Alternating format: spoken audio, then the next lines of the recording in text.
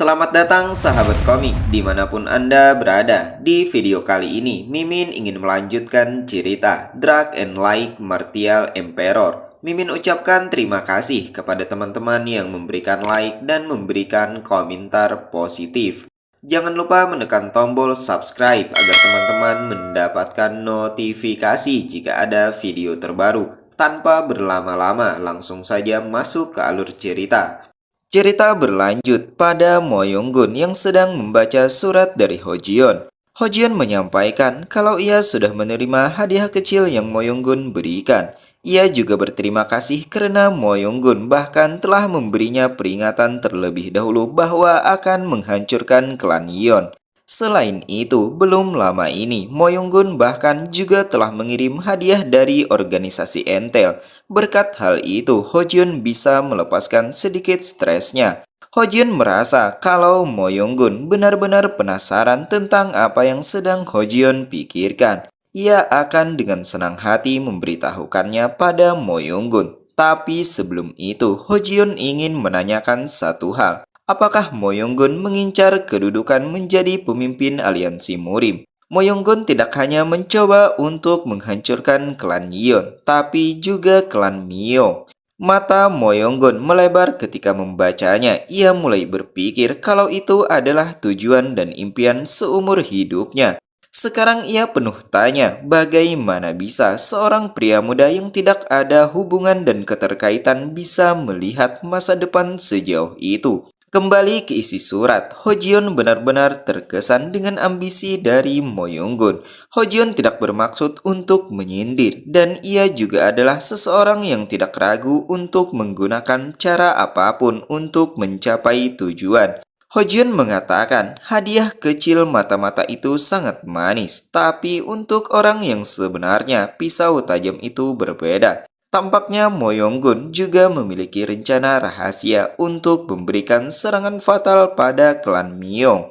Lalu apakah Moyonggun tertarik untuk mengubur klan Myong bersama-sama terlebih dahulu? Hojion merasa satu surat seperti ini tidak akan menjamin kepercayaan, jadi mari bertemu. Meskipun saling tidak mempercayai, tapi jika itu adalah konspirasi yang mereka rancang secara bersama-sama dengan langsung bertatap muka, maka tentu itu layak untuk dipercaya.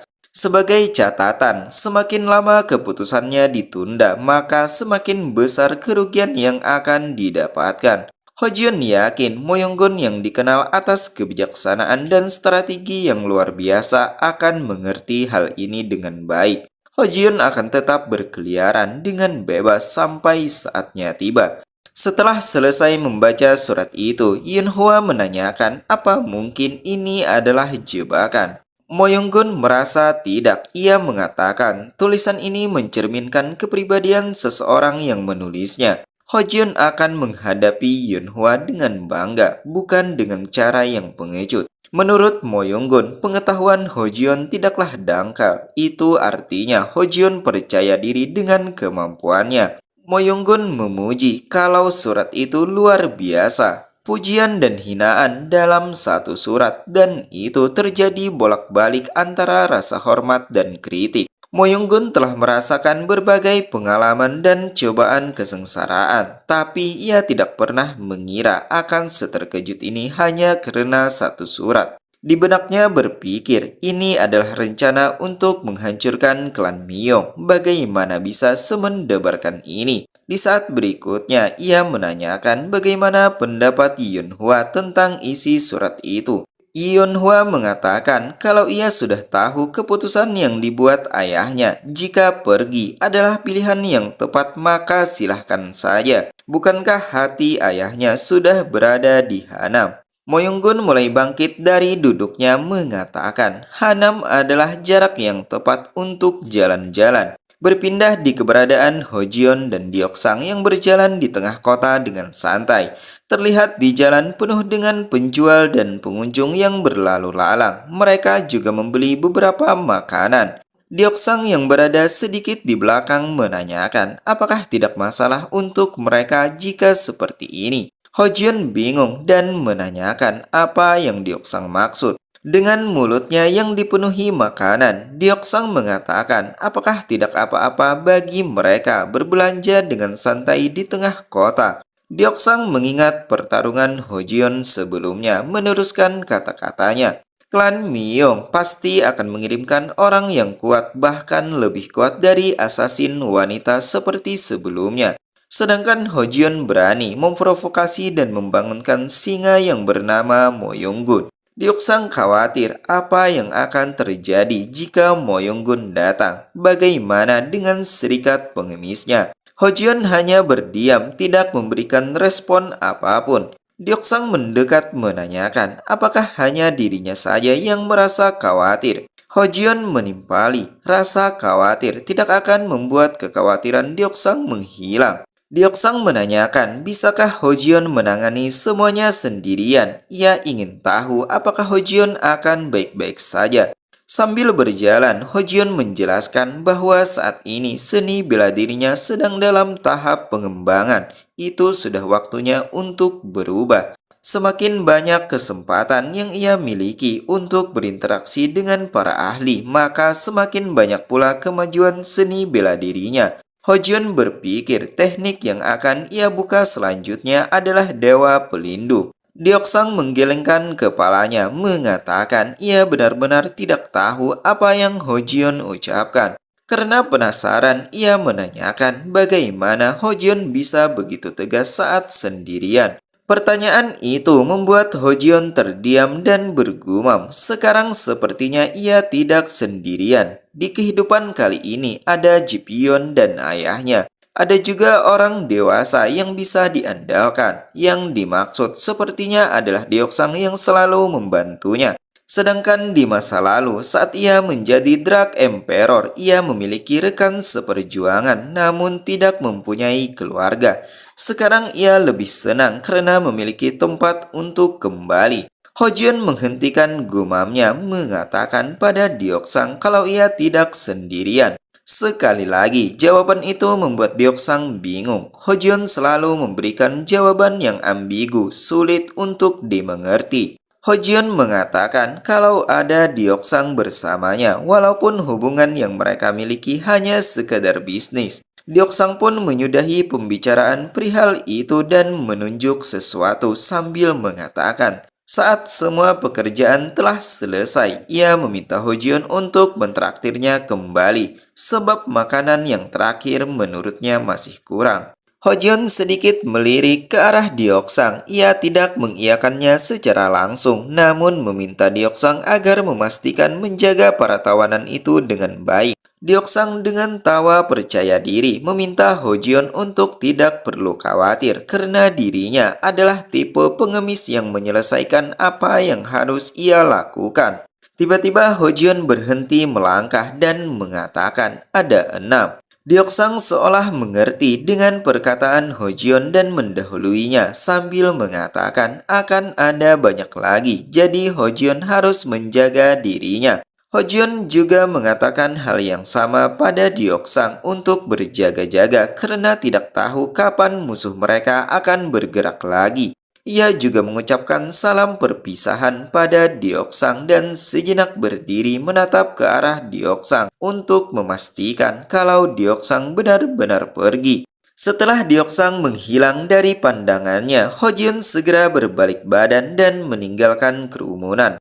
Setelah beberapa saat, Hojion sampai di sebuah tempat yang dipenuhi bambu. Ia berjalan seorang diri dengan membawa kapak besarnya. Di samping kirinya ada sebuah batu yang cukup besar dan memutuskan duduk di sana untuk beristirahat dan mengisi perutnya dengan sekepal nasi yang ia beli sebelumnya. Namun tiba-tiba ia menghentikan niat makannya karena menyadari ada sesuatu di sekitarnya. Ia mencoba memperingatkan mengatakan, nasi di tangannya adalah makanan pertamanya hari ini. Tunggu sampai ia selesai memakannya. Ekspresi Hojion masih datar dan kaku, tidak terlihat fluktuasi energi sama sekali karena masih memperdulikan makanannya. Tapi sayang, peringatan itu tidak dihiraukan. Tiba-tiba sebuah anak panah melesat menghujam nasi kepalnya.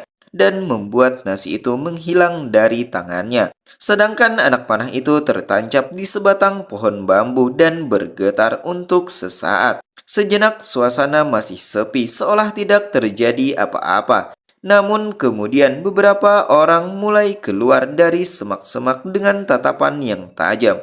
Mereka berpakaian seperti ninja menggunakan penutup wajah. Melihat itu, Hojun merasa kalau dirinya telah dikepung dan mengucapkan rasa kesalnya karena mereka telah mengganggu waktu makannya. Perlahan ia bangkit dari duduknya ketika lebih banyak orang mulai mendekat dan mengelilinginya. Jumlah mereka sepertinya tepat seperti yang Hojun katakan sebelumnya adalah 6 orang. Namun saat ini hanya terlihat 5 orang dan tidak berselang lama seseorang mulai keluar. Pria itu sepertinya adalah pemimpin mereka menanyakan apakah Hojion adalah tuan muda klan Green Mountain Yon. Sambil sedikit melirik, Hojion membenarkannya. Ia adalah tuan muda klan Green Mountain Yon. Mendengar itu, si pria segera mengeluarkan kiai dalam tubuhnya dengan niat menghabisi dan mengatakan, jika seperti itu, ia tidak perlu repot-repot mencarinya karena sudah datang ke tempat yang tepat. Sejenak suasana menjadi hening, mereka seolah saling menilai satu sama lain. Hojion terus mengamati mereka sebelum pada akhirnya hanya tertuju kepada si pria yang merupakan pemimpin kelompok. Setelah beberapa saat, si pria membuka suara mengatakan, luar biasa. Ia sudah menghabiskan seluruh masa hidupnya untuk meningkatkan ilmu berpedangnya. Namun Hojion adalah orang pertama yang ia lihat memiliki kemampuan seperti itu dan memiliki kapak yang sangat besar. Ia senang bisa bertemu dengan Hojion dan mulai memperkenalkan dirinya adalah Myung Jisan, anggota Pure White Army. Hojion menimpali dengan santai. Ia tidak tahu kelompok macam apa itu dan ia tidak pernah mendengarnya. Apakah itu berbeda dengan kelompok Shadow sebelumnya yang terlihat seperti preman idiot? Jisan memejamkan mata karena mendengar ucapan Hojion yang sedikit mengejek. Kemudian menanyakan apakah Onji di saat sebelumnya memperkenalkan nama kelompok itu. Hojion tertawa dingin tidak mengiyakannya. Saat itu, Onji mengatakan nama kelompoknya setelah Hojion menebas beberapa bagian anggotanya dengan menggunakan kapak tanpa ampun. Dan itu sangat mulus, seolah kapak Hojion menyala dengan percikan cairan merah. Mendengar pernyataan Hojion membuat suasana menjadi lebih tegang. Semua anggota kelompok itu tercengang, tapi berbeda dengan Jisan. Sejenak ia terdiam dan kemudian mengucapkan permintaan maaf. Hal itu membuat Hojion sedikit terkejut karena sepertinya tidak sesuai dengan spekulasinya.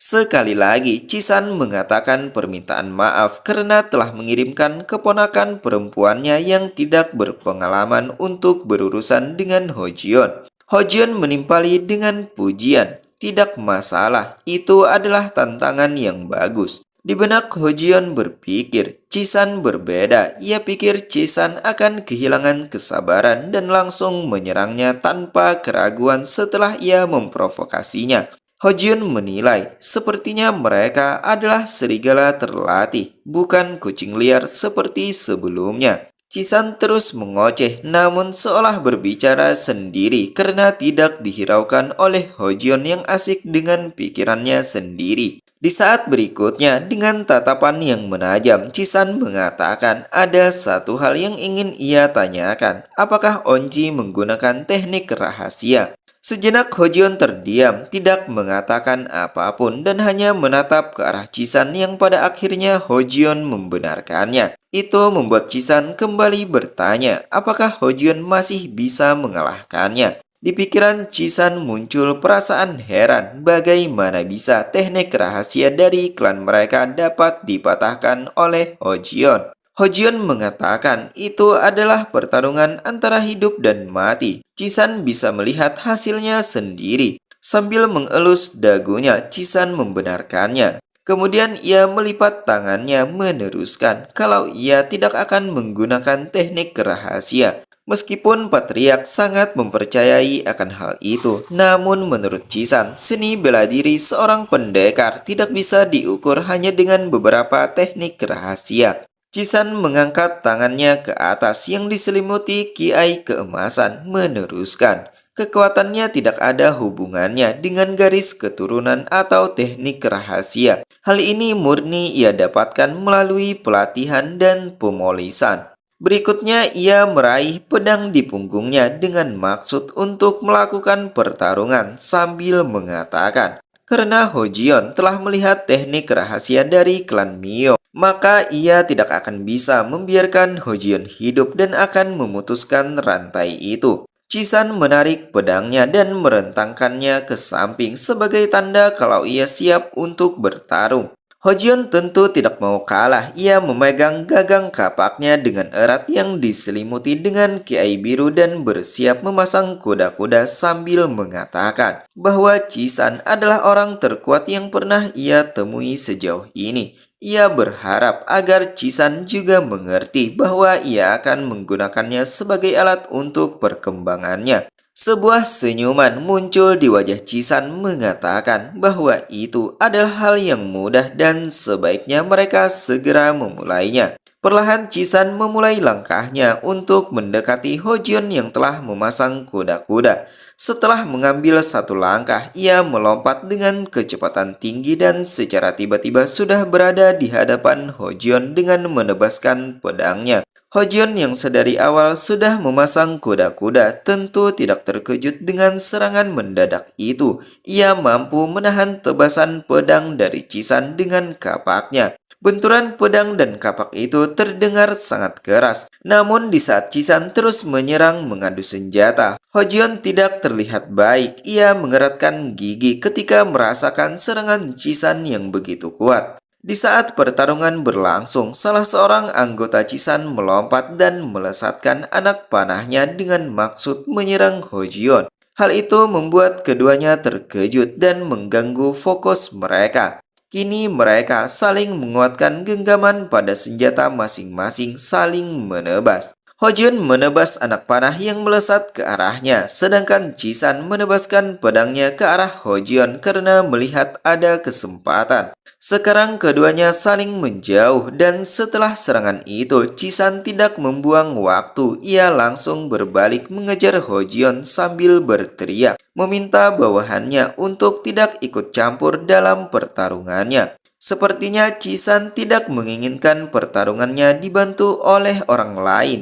Ia menginginkan pertarungan yang adil dan murni. Di sisi lain, terlihat Hojion terkena dampak dari tebasan pedang Cisan, namun tidak begitu dalam. Dalam sekejap mata, lagi-lagi Cisan telah berada di hadapan Hojion dan melepaskan serangan yang tiada henti, membuat Hojion terus termundur sembari menahan serangan-serangan itu.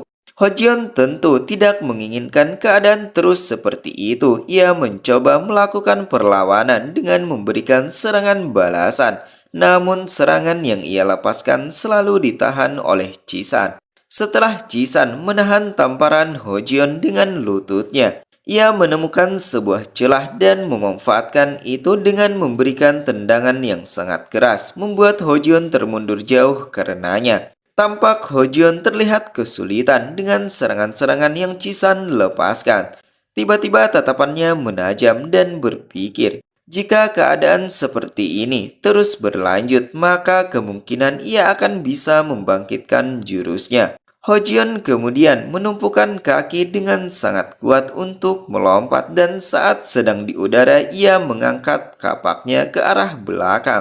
Terlihat sisa-sisa serangan dari Cisan membuat batu berhamburan. Meskipun batu itu mendarat mengenai Hojion, ia seolah tidak mempedulikannya dan menyandangnya sambil mengeratkan gigi. Setelah sejenak, tiba-tiba di belakangnya ada bayangan harimau yang terbentuk dari energi biru siap untuk menerkam. Itu adalah White Tiger yang sudah berhasil Hojion bangkitkan. Para bawahan Cisan yang melihat pertarungan itu sedikit khawatir. Mereka saling berbincang dan salah seorang berniat untuk menyerang Hojion tanpa peduli seberapa besar nama tuan muda mereka. Namun tiba-tiba kata-katanya terhenti ketika yang lain menyela memperingatkan bahwa pemimpin Cisan telah meminta mereka untuk tidak ikut campur dalam pertarungannya. Di sisi lain, pria yang menggunakan pakaian berbeda terlihat hanya berdiam, namun seolah memikirkan sesuatu yang kemudian menarik pedangnya dan menodongkan ke depan ke arah pertarungan berlangsung. Ia mengatakan, apakah mereka semua sadar kekuatan pemuda itu? Pada saat itu, pandangan mereka semua berpindah pada Hojion untuk mencari tahu apa maksud dari rekannya. Pria itu meneruskan kata-katanya bahwa pemuda itu berkembang secara pesat. Yang dimaksud tidak lain adalah Hojion. Ucapan pria itu sangat benar. Kini Hojion terlihat lebih dingin dari sebelumnya. Tatapannya menajam seolah memancarkan aura yang berbeda. Perlahan ia menarik nafas dengan dalam beberapa kali dan menghembuskannya secara teratur. Itu membuat pertarungan terhenti untuk sejenak. Melihat apa yang Hojion lakukan membuat Cisan mencibir. Apakah Hojion telah kehabisan nafas? Cisan hanya perlu menunggu sebentar lagi. Namun kata-katanya terhenti karena dua orang bawahannya melesat melewatinya dengan maksud menyerang Hojion. Salah seorang menarik busurnya dan melepaskan anak panahnya. Tapi Hojion memiliki refleks yang baik sehingga dapat dengan mudah menangkap laju anak panah yang melesat ke arahnya. Hojion kembali mengambil nafas dengan dalam dan mengayunkan anak panah itu ke belakang dengan tatapan yang tajam untuk mengamati para anak buah Cisan. Berikutnya ia bergumam, itulah orang yang menjatuhkan nasi kepalnya dan pada saat yang bersamaan ia langsung melemparkannya. Anak panah itu melesat dengan kecepatan yang sangat tinggi menghujam kepala anak buah Cisan hingga menembusnya. Rekannya yang menyaksikan itu tentu tidak bisa diam. Mereka mulai bergerak menyerang Hojion secara bersamaan tiada henti. Namun tidak ada satupun dari mereka yang mampu mendaratkan serangan pada Hojion. Malah sebaliknya, beberapa dari mereka ditebas dan dibinasakan dengan sangat mudah. Tapi tiba-tiba salah seorang berhasil menebas Hojion sebelum akhirnya ia juga ikut binasa. Tebasan itu melukai Hojion lagi dan membuatnya bergumam. Sepertinya mustahil untuk menahan semua serangan itu. Hojion mendarat tidak jauh dari Cisan sambil bergumam. Itu masih belum cukup. Ia harus mendapatkan lawan yang lebih kuat lagi. Di sisi lain, Cisan menanyakan pada pria berbaju kuning yang bernama Kang Lim, mengapa Kang Lim ikut campur dengan pertarungannya. Terlihat Cisan sangat marah mengatakan itu adalah pertarungannya. Untuk apa garis keturunan langsung ikut campur dalam masalah keluarga tambahan? Merasa dirinya disalahkan, Kang Lim tidak terima dan menyangkal mengapa Cisan menyeretnya dalam masalah keluarga lagi. Ketika keduanya berdebat, Hojion masih terus mengatur teknik pernapasan sambil bergumam. Yang ingin ia lakukan kali ini berbeda dengan tortoise. Jika tortoise itu mengeluarkan energi kotor, namun Baihu adalah memaksimalkan energi yang diterima ke dalam paru-paru lalu menyebarkannya ke seluruh tubuh. Untuk mengaktifkan teknik itu, terlihat Hojion sedikit kesakitan, namun ia harus melakukannya demi tekniknya. Kembali pada Cisan, ia mengatakan Kang Lim yang mabuk dengan teknik rahasia tidak akan tahu. Kang Lim dengan perasaan kesal menanyakan apakah Cisan akan membahas masalah itu di saat seperti ini. Cisan mencoba untuk menjelaskan bahwa Kang Lim tidak boleh bergantung pada teknik rahasia. Awalnya seni bela diri, teknik klan Miyong dari Guju adalah. Tiba-tiba kata-katanya terhenti karena ia menyadari adanya sebuah serangan. Itu adalah belahan batu besar yang menggelendeng ke arah mereka. Cisan dengan segera mendorong Kang Lim dengan maksud menjauhkannya dan menebas batu itu. Namun tepat setelah batu itu terbelah menjadi dua bagian, ada Hojion yang sudah siap menghujam menggunakan kapak besarnya. Cerita berlanjut pada kata-kata Cisan yang terhenti karena ia menyadari adanya sebuah serangan. Itu adalah bongkahan batu besar yang menggelendeng ke arah mereka. Cisan dengan segera mendorong Kang Lim dengan maksud menjauhkannya dan menebas batu itu. Tepat setelah batu terbelah, ada Hojion yang berada di udara siap untuk menghujam Cisan dengan kapak besarnya. Namun refleks Cisan tidak begitu buruk. Ia segera menghunuskan pedangnya dan berhasil mendarat di pundak Hojion. Karena serangan itu, dengan terpaksa Hojion harus melepaskan kapaknya untuk menahan pedang Cisan sebelum memberikan luka yang semakin dalam.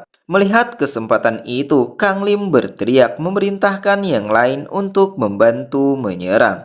Hojion masih dengan sikap yang sama, berdiam diri merasakan pedang Cisan yang ternyata sudah menancap di pundaknya sambil mengeratkan gigi. Tiba-tiba muncul sebuah energi seperti hembusan angin dari tubuhnya. Itu membuat mata Cisan melebar dan berteriak meminta anak buahnya untuk segera mundur. Namun sayang, peringatannya sudah terlambat. Energi menyebar dengan sangat cepat hingga membuat sebagian dari mereka terlempar bahkan binasa. Energi juga membentuk bayangan harimau yang berada di udara dan mengakibatkan getaran pada area sekitar. Pepohonan bambu ikut bergoyang karenanya, seakan diterpa badai besar. Tidak jauh dari pertarungan di tempat pemukiman, salah seorang menoleh untuk melihat arah di mana datangnya suara raungan. Ia mengatakan pada rekannya bahwa mendengar auman dari seekor harimau. Apakah rekannya tidak mendengarnya? Bukannya menjawab, rekannya malah menghiraukannya dan mencibir kalau ia hanya salah dengar. Kembali di pertarungan, salah satu anak buah Cisan sedang dalam keadaan telungkup dengan tubuh gemetar. Sedangkan rekannya hanya terduduk dengan mata yang putih. Itu menunjukkan keterpukauannya seolah sedang hilang kesadaran. Di sisi lain, Cisan sekarang terlihat khawatir memandang Hojion yang mencoba melepaskan pedangnya dan terus mengendalikan energinya. Di benak Hojion berpikir, ini adalah seni bela dirinya yang sebenarnya. Perasaan dari angin yang bergegas masuk, ini benar-benar sudah lama sekali. Dewa pelindung dari Xiuqian, penguasa angin, ini adalah Baihu. Kini Hojion telah berhasil membangkitkan teknik keduanya dengan sempurna. Itu membuat Kang Lim terjatuh dan tertegun mengatakan, sungguh teknik yang luar biasa. Sedangkan Cisan yang berada di sampingnya berlari untuk menyerang dan meraih pedangnya yang tertancap sambil bergumam. Apakah yang dilakukan Hojion adalah teknik rahasia lagi? Ia berlari dengan cepat ke arah Hojion yang sedang mengumpulkan energinya. Menyadari Cisan melesat ke arahnya, Hojion tidak tinggal diam. Ia bergerak lebih dulu sebelum Cisan menghampirinya. Ia melesat dengan kecepatan yang lebih tinggi, bahkan Cisan tidak dapat mengamatinya dan tiba-tiba Hojion sudah berada di belakangnya melepaskan serangan. Untungnya refleks Cisan masih bisa menahan serangan itu dengan pedangnya meskipun tidak sepenuhnya. Terlihat pedang Cisan terpisah menjadi dua bagian karena tebasan kapak Hojion dan ia juga harus termundur jauh karenanya. Cisan mencoba menghentikan tubuhnya sambil menatap ke arah Hojion mengatakan, teknik dan kekuatan macam apa itu? Ternyata tidak berhenti sampai di situ. Hojion kembali menyerang. Ia menumpukan kaki dengan sangat kuat, bahkan di setiap langkah yang ia pijakan membuat tanah hancur. Hal itu membuat wajah Cisan menjadi pucat. Ditambah lagi, kini Hojion melesat lebih cepat dari sebelumnya. Itu adalah teknik King Baihu Arrival Step. Terlihat Cisan mulai panik. Ia menoleh ke arah pedang yang tergeletak di sampingnya sambil bergumam. Jika ia ragu, ia akan binasa. Kemudian ia memungut pedang itu dan mengacungkannya ke depan dengan memasang kuda-kuda untuk menggunakan teknik Ace God Power. Kini energi bagaikan kobaran api keluar menyelimuti tubuhnya. Sedangkan Hojion semakin menambah laju kecepatannya hingga meninggalkan bekas di belakangnya seolah dirinya memiliki tiga bayangan. Di sisi lain, para anak buah Cisan yang menyaksikan itu berinisiatif untuk menghadang. Salah satu dari mereka berteriak agar bersama-sama menghentikan langkah Hojion. Namun sangat disayangkan, sebelum mereka bergerak, mereka sudah tidak berdaya. Bahkan tubuh mereka terbagi menjadi dua bagian akibat tebasan dari kapak Hojion. Sekarang Hojion memiliki karakter yang dingin tanpa ampun dan akan membinasakan siapapun yang akan menghalangi jalannya. Semua ini ia lakukan untuk melindungi keluarganya agar kejadian masa lalu tidak terulang kembali. Di saat berikutnya, Hojion melepaskan serangan jarak jauh. Ia menebaskan kapaknya berkali-kali dengan arah yang berbeda-beda. Itu adalah teknik Tiger King Nine Slash. 9 tebasan terbentuk dalam waktu yang sangat singkat dan melesat ke arah Cisan yang berdiri dengan kuda-kudanya. Tampak ia kesulitan untuk menahan angin dari tebasan itu dan terus berdiri di depan Kang Lim untuk melindunginya. Sedangkan Kang Lim hanya terdiam tertegun menyaksikan serangan Hojion tanpa sepatah kata pun. Setelah sesaat, ia mulai tersadar dan berteriak memperingatkan Cisan untuk menghindar. Tampak Cisan mulai berkeringat dingin, merasakan teknik Hojion yang mendominasi di sekitarnya. Namun pantang baginya untuk menjauh. Ia masih dengan sikap yang sama memegang pedangnya. Tiba-tiba Hojion berada di udara, siap untuk menghujam Cisan dengan kapak besarnya. Melihat itu, tatapan Cisan menajam dan mematahkan serangan dari Hojion dengan pedangnya. Kemudian mereka saling beradu senjata untuk sesaat. Namun ketika serangan yang dilepaskan Hojion semakin enteng, Cisan terkejut ketika salah satu tebasan mengarah ke wajahnya. Ia dengan sigap menggunakan pedangnya untuk mematahkan serangan itu. Alhasil pedang tersebut patah dan terlempar ke atas. Cisan mengeratkan gigi. Ia tidak menyangka kalau serangan Hojion benar-benar kuat. Sekarang ia tidak lagi memiliki senjata, namun untuk bertahan hidup, ia tidak ada pilihan lain selain melawan Hojion dengan tangan kosong. Cisan mengayunkan tangannya ke depan yang diselimuti dengan energi keunguan, Thousand Magic Sword, untuk diarahkan pada Hojion. Namun kecepatan Hojion sangat luar biasa. Sebelum Cisan dapat menyentuhnya, ia lebih dulu mengayunkan kapaknya dan menggagalkan teknik yang Cisan gunakan hingga membuatnya termundur ke belakang. Kali ini Cisan benar-benar tidak berdaya di hadapan Hojion yang telah menggunakan tekniknya. Cisan hanya tertegun melihat seekor bayangan harimau yang siap menerkam dengan cakarnya. Di sisinya ada Hojion yang mengayunkan kapaknya ke atas dan kemudian menebaskannya ke arah Cisan sambil berteriak, diikuti dengan suara raungan harimau yang kembali terdengar. Tebasan Hojion sangat ganas tanpa ampun. Serangan itu mengakibatkan sebuah ledakan yang membuat tanah menjadi hancur. Seakan seperti ada benda berat yang telah jatuh ke tanah dan membuat debu bertebaran di sekitarnya. Kang Lim yang menyaksikan kesulitan untuk mengetahui keadaannya karena debu masih menghalanginya. Namun setelah sesaat ketika debu mulai hilang, Kang Lim sangat terkejut karena Cisan yang merupakan pamannya telah terkapar tidak berdaya dan kapak Hojion menancap di tubuhnya. Kang Lim gemetar hebat melihatnya. Ia tidak bisa mempercayai hal itu dan hanya terdiam sambil memanggil Cisan dengan terbata-bata. Di sisi lain, Hojion hanya terdiam memejamkan mata meredakan energi itu. Terlihat pakaiannya begitu acak-acakan dan robek di mana-mana. Ia menghela nafas dengan tubuh yang berkeringat, namun tidak terlihat kelelahan. Perlahan ia mencabut kapaknya yang menancap pada tubuh Cisan dan di kapak itu menetes cairan merah. Hojion memandang Cisan yang sudah tidak bernyawa sambil bergumam. Cisan adalah pria yang kuat. Jika melihat keseimbangan serangan dan pertahanannya, itu hampir mengingatkan Hojion pada sang ayah. Hojion menghentikan gumamnya dan mengayunkan kapaknya untuk menghilangkan noda cairan merah yang melekat.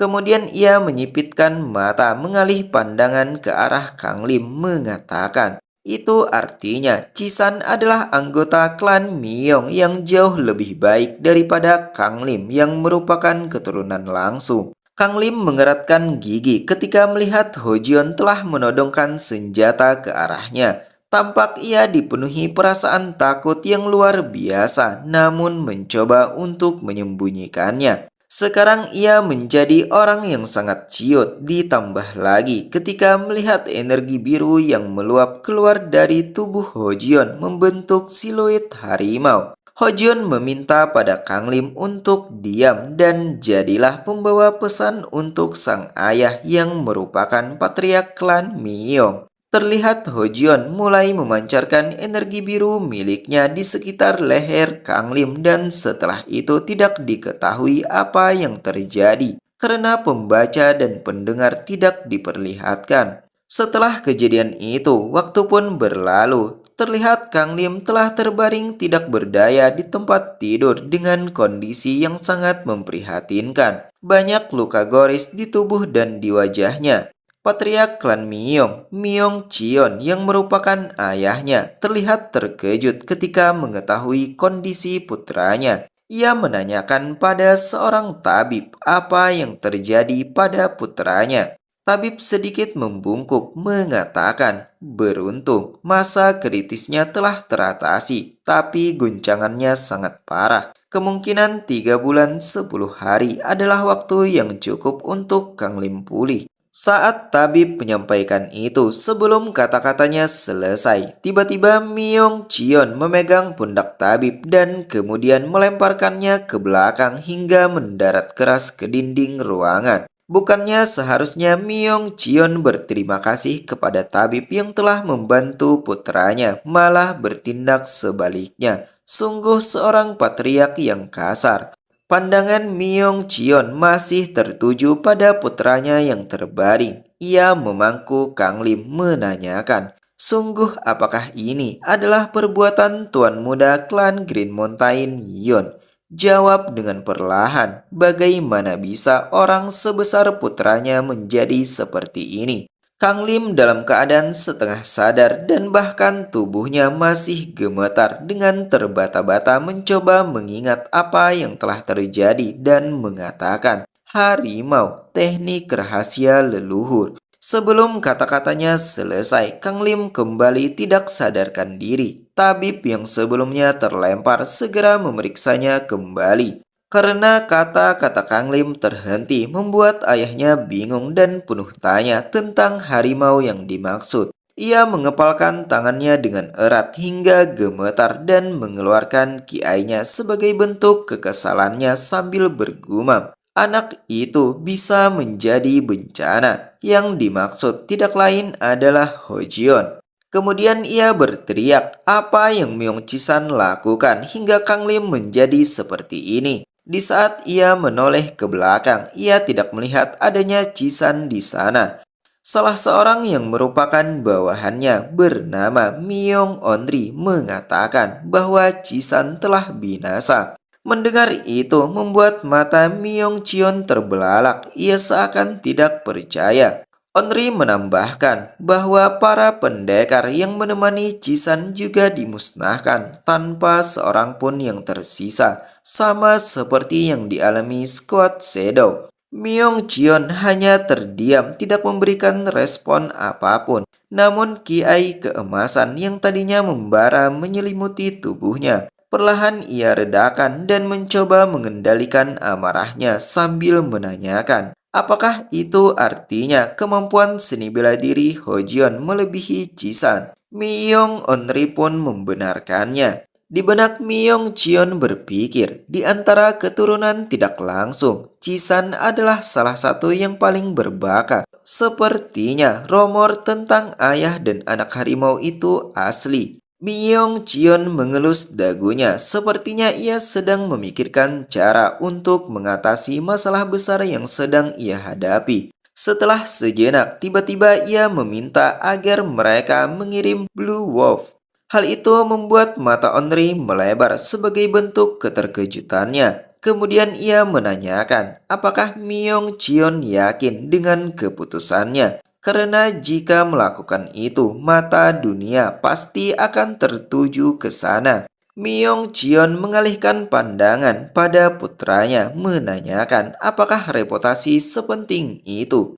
Sekarang Kang Lim menjadi seperti ini dan bahkan Onri tidak tahu apakah putrinya Myung Onji masih hidup atau tidak. Mendengar ucapan itu, Onri hanya terdiam karena memang benar dia tidak tahu apakah putrinya masih hidup atau tidak. Melihat Onri hanya terdiam, Myung Jion menambahkan, untuk menangkap harimau yang mengamuk, melepaskan serigala nakal itu adalah hal yang bagus. Karena tidak ada pilihan lain, pada akhirnya Myung Onri pun menyetujui keputusan itu. Setelah perbincangan itu berakhir, Myung Onri berjalan menuju sebuah bangunan yang terlihat suram. Bangunan itu bahkan terkunci dan dirantai.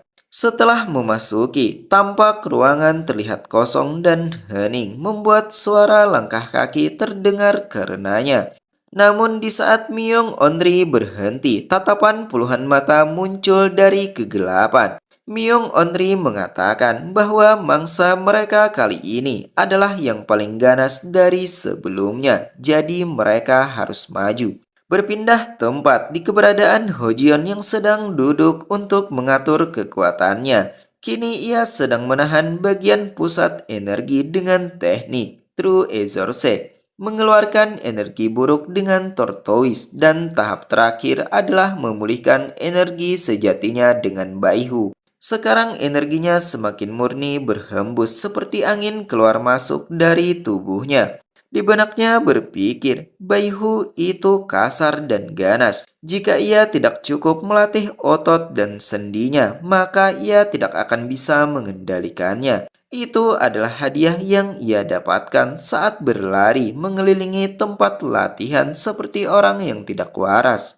Setelah selesai mengatur energinya dan berhasil mengendalikan teknik Baihu, Hojion membuka matanya merasa kalau ini sudah cukup sesuai dengan tubuhnya. Tiba-tiba mata Hojion tertuju pada sesuatu di sampingnya, namun itu tidak ada apa-apa. Ternyata ia hanya ingin mencoba teknik itu. Dia segera bangkit dan menumpukan kaki dengan kuat hingga membuat tanah yang ia pijak menjadi retak. Itu adalah teknik King Baihu Arrival Step. Kemudian ia melanjutkan dengan teknik Tiger King Nine Slash, yang merupakan teknik yang menyerang dengan memberikan tebasan yang berjumlah 9 yang ia targetkan pada pepohonan di sekitar. Tidak hanya itu, kini ia juga mampu membelah tanah dengan jangkauan yang cukup jauh. Sungguh teknik yang mengesankan.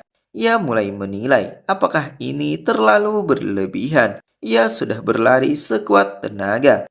Kalau begitu, sekalian untuk pergi, ia akan mencoba yang lebih ekstrim. Ia memegang erat kapaknya dengan kedua tangan dan memfokuskan dirinya.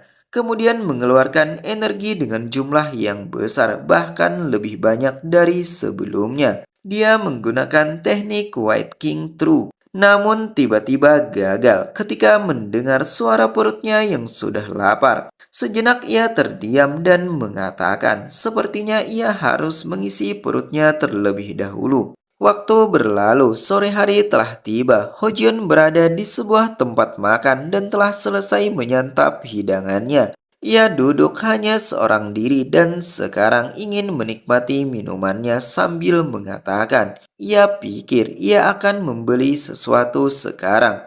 Namun tiba-tiba ada seseorang yang menyulangkan gelas minumnya sambil mengatakan bahwa orang itu juga sendiri. Apakah Hojion mau bergabung dengannya? Itu adalah seorang wanita yang tidak diketahui entah dari mana datangnya yang membuat Hojion bingung. Wanita itu duduk dengan menyilangkan kaki, menanyakan apakah Hojion bukan berasal dari daerah sini. Si wanita menyampaikan kalau ia menyukai orang asing. Cerita berlanjut pada seorang wanita yang datang menghampiri Hojion. Ia duduk dengan menyilangkan kaki, menanyakan apakah Hojion bukan berasal dari daerah sini. Si wanita menyampaikan kalau menyukai orang asing. Bagaimana dengan Hojion? Wanita mulai bangkit dari duduknya meneruskan. Ia bisa memperkenalkan tempat yang menarik di Hanam pada Hojion. Kemudian berjalan satu langkah mendekat. Melihat itu, Hojion mempersilahkannya untuk duduk. Namun bukannya duduk di kursi, malah di pangkuan Hojion sambil mengatakan permisi. Padahal maksud Hojion adalah duduk pada kursi yang berada di sampingnya. Si wanita duduk dengan anggun, memperlihatkan paras dan penampilannya sambil menatap ke arah Hojion dan memujinya, mengatakan, "Ini adalah wajah tampan yang belum pernah ia lihat sebelumnya. Hojion berasal dari mana?" Hojion menjawab singkat, ia berasal dari gunung sekitar 8 hari yang lalu. Tampak wajahnya sedikit murung, itu sepertinya karena ia teringat ayah dan adiknya yang sudah cukup lama tidak bertemu. Si wanita sedikit tertawa dengan jawaban Hojion, mengatakan itu adalah hal yang lucu.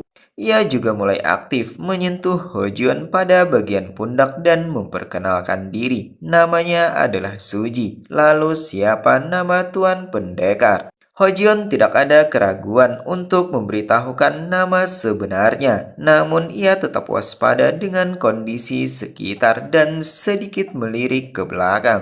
Terlihat di dekat pintu ada dua pria berbaju hijau dan biru sedang berbincang.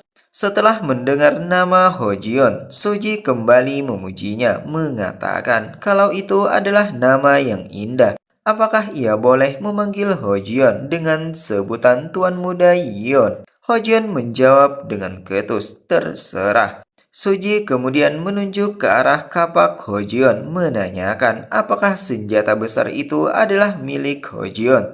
Tidak hanya menunjuk, tampak Suji juga seolah menggoda Hojion dengan paras cantiknya dan mendekatkan bagian dadanya tepat di wajah Hojion. Namun Hojion bukanlah orang yang haus akan hal itu sehingga ia tidak tertarik sama sekali. Dengan sebuah senyuman, Suji memberikan tepukan tangan mengatakan itu sangat luar biasa. Bagaimana bisa tubuh ramping seperti Hojion bisa membawa senjata seperti itu?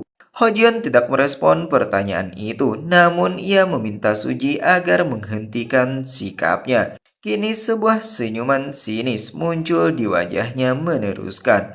Bahkan 100 orang di rumah jagal akan memiliki bau cairan merah yang lebih sedikit dibandingkan Suji seorang diri.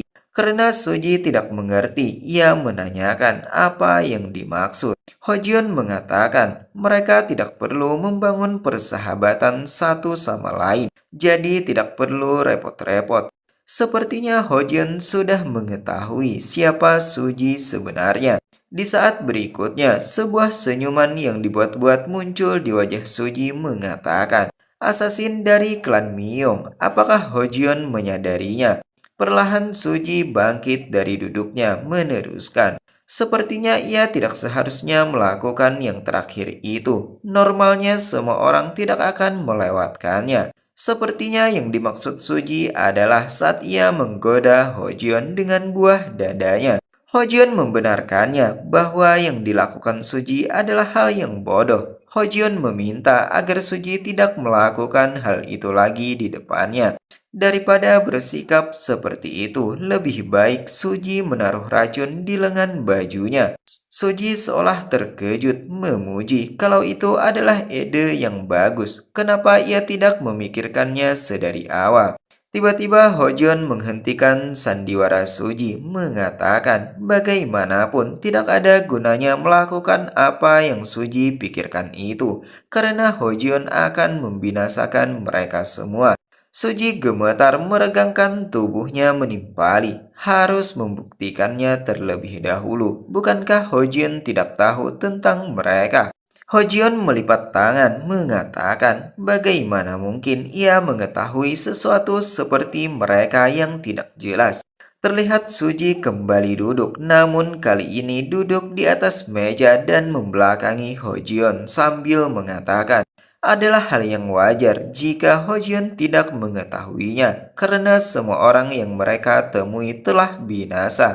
Apakah Hojion tahu pendekar pedang Hyongsan, pendekar terakhir dari kelompok Hyongsan? Apakah Hojun tahu berapa banyak orang yang mereka kirimkan dari Blue Wolf mereka untuk menangkapnya? Suji mengacungkan 5 jarinya pada Hojion dengan maksud hanya memerlukan 5 orang Blue Wolf mereka untuk menangkapnya. Beredar kabar bahwa pendekar terakhir Hyongsan adalah ahli yang langka, tapi menurut Suji tidak ada yang spesial pada dirinya. Sambil menikmati minumnya, Hojun berpikir, jika itu pendekar pedang Hyongsan, setidaknya dia berada di level para tetua. Tapi mereka hanya mengirimkan 5 orang. Hojun menghentikan gumamnya menanyakan pada Suji, kali ini ada berapa banyak yang datang untuk menangkapnya? Suji mengelus pipi dan rambutnya mengatakan, semuanya. Bukankah Hojun mendapat cukup banyak perhatian dari patriark mereka? Hojun bisa menantikannya. Suji menjamin bahwa jumlah mereka semua tidak kurang dari 70 orang anggota Blue Wolf. Bahkan 13 orang yang berada di kursi surga suci tidak akan bisa berbuat apa-apa. Semua anggota tubuh Hojion kemungkinan akan dipotong dan dipajang di jalanan. Dengan wajah kesal, Hojion menimpali, omong kosong apa yang Suji bicarakan. Suji meneruskan, 10 immortal dan 3 master. Para manusia super yang bisa mengguncang seluruh dunia bela diri adalah 13 set of holy weapon. Bocah seperti Hojion tidak akan sulit untuk dihadapi meski ada 700 orang. Sambil menuangkan minum, Hojion menimpali bahwa ayahnya bisa memusnahkan mereka semua cukup seorang diri. Suji mengatakan jika yang dimaksud Hojion adalah patriark klan Green Mountain Yon, itu adalah hal yang bagus. Ini akan menjadi souvenir yang mengesankan jika mereka bisa menangkap Hojion beserta ayahnya, lalu membinasakannya secara bersama-sama. Sekali lagi, Suji dengan tawa mengejek memberikan aplaus meneruskan. Ia sangat menyukai itu. Sudah lama sejak terakhir kali ia diremehkan seperti ini. Ia kembali bangkit dari duduknya mencibir. Biasanya anak-anak yang bersemangat seperti Hojion akan menggigit lidahnya dan binasa lebih awal. Suji tidak sabar ingin melihatnya. Sampai jumpa besok hari. Hojion pun mempersilahkan Suji untuk pergi. Di saat Suji berjalan menuju pintu keluar, orang-orang yang berada di restoran itu tiba-tiba menghilang, hanya meninggalkan bekas seperti asap yang berwarna merah tua. Sedangkan Hojion dengan wajah tegasnya bergumam, menarik, mereka ada 70 orang. Setelah Hojion tinggal seorang diri, tiba-tiba ada terdengar suara seseorang yang tidak diketahui identitasnya melaporkan bahwa patriark klan Moyong dan putrinya sudah tiba di pelabuhan kota Hanam. Sebuah senyuman tipis penuh ambisi muncul dari wajah Hojion ketika mendengar informasi itu. Hojion teringat saat-saat di masa lalu tentang Mo Yonggun yang merupakan seorang ahli langka yang naik ke peringkat Murimlot dengan gelar Dewa Pelindung. Ia mendaki puncak Cheon Jobong bersama Hojion untuk mengalahkan pemimpin agama cairan merah. Dia adalah rekan dan musuh bagi Hojion. Kini orang yang memberikan informasi pada Hojion mulai terlihat. Ia adalah seorang pria dengan penampilan seperti pengemis. Ia menanyakan apa yang harus ia katakan. Hojion kembali menikmati minumnya dan sekarang Kiai keluar menyelimuti tubuhnya sambil memberikan pesan pada si pria pembawa informasi. Namun pesan itu tidak diberitahukan kepada pembaca dan pendengar. Berpindah tempat di pelabuhan kota Hanam, tampak Yunhua telah memegang sebuah surat. Itu adalah laporan yang dikirim oleh mata-mata mereka. Yunhua memberikan surat itu pada sang ayah dan terlihat Mo Yonggun sedang membacanya. Saat sedang membacanya, Mo Yonggun mengatakan, percuma ia datang jauh-jauh ke Hanam. Sepertinya ini hanya sia-sia. Yunhua tidak mengerti apa yang dibicarakan sang ayah dan menanyakannya. Mo Yonggun mengatakan bahwa patriark klan Miyong berusaha menangkap Hojion dengan menurunkan pasukan Blue Wolf.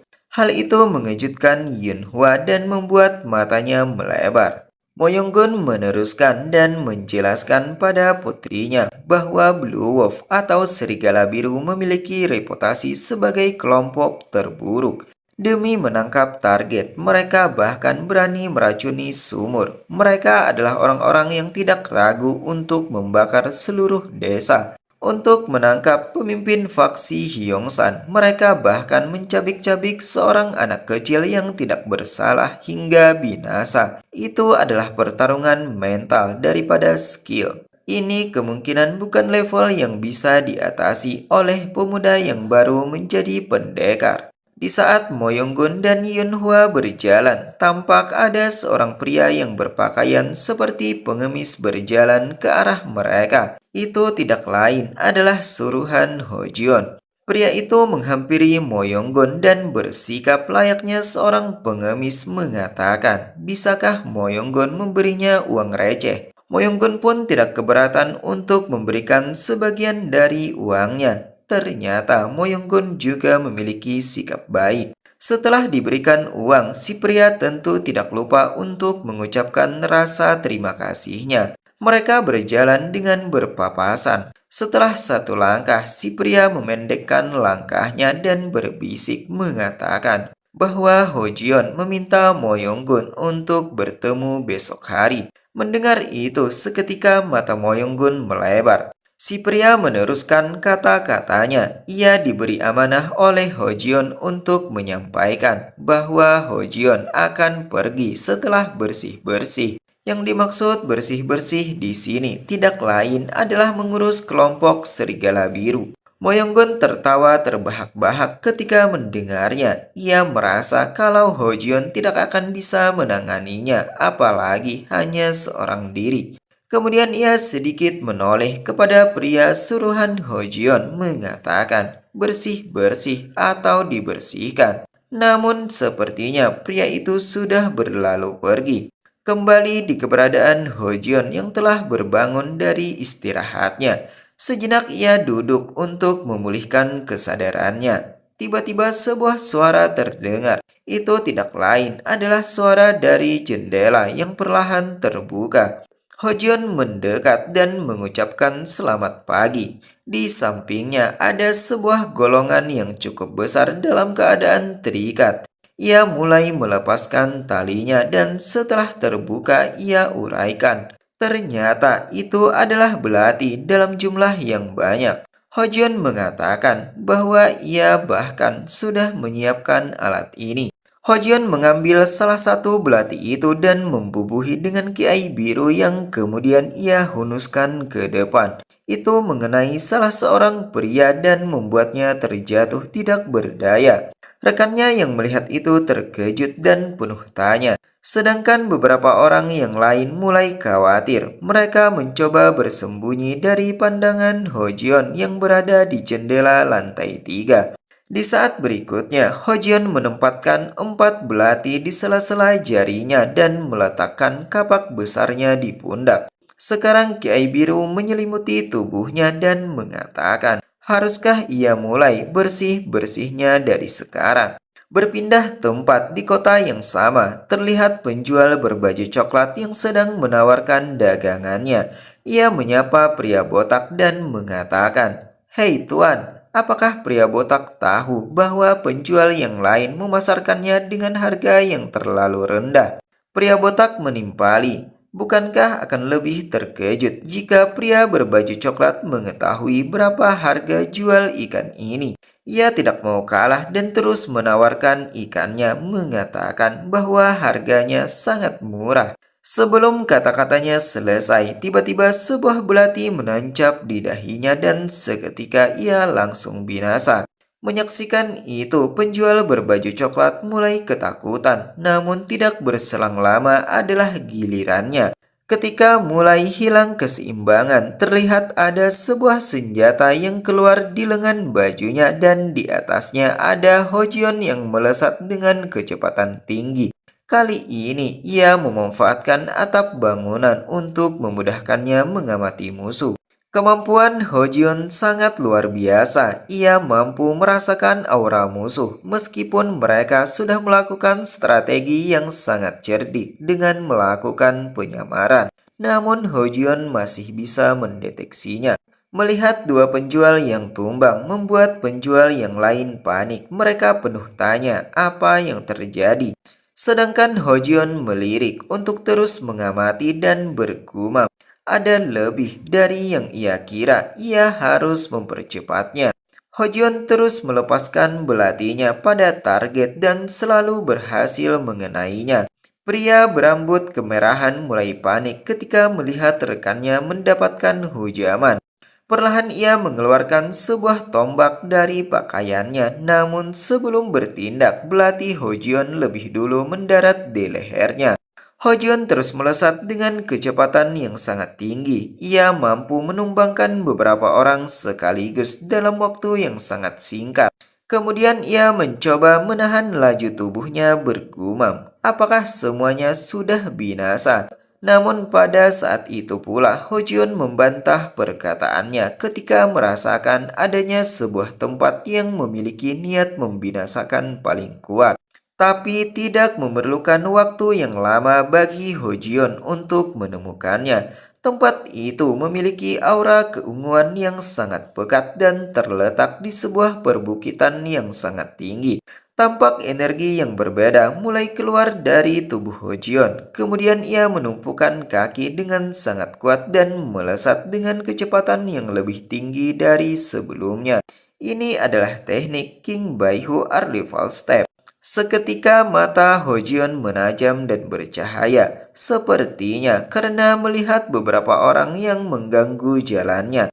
Tanpa pikir panjang, ia mengayunkan kapaknya ke belakang dan menebas tanpa ampun. Itu adalah teknik Tiger King Nine Slash. 9 tebasan muncul dan ia kerahkan ke depan. Sekarang Hojion melakukan serangan dengan membabi buta pada setiap musuh yang menghalangi jalannya. Namun tiba-tiba ada sebuah tombak yang dibubuhi dengan energi merah pekat melesat ke arahnya. Untungnya Hojion memiliki kesadaran yang sangat tinggi. Ia berbalik badan menahan serangan itu dengan gagang kapaknya.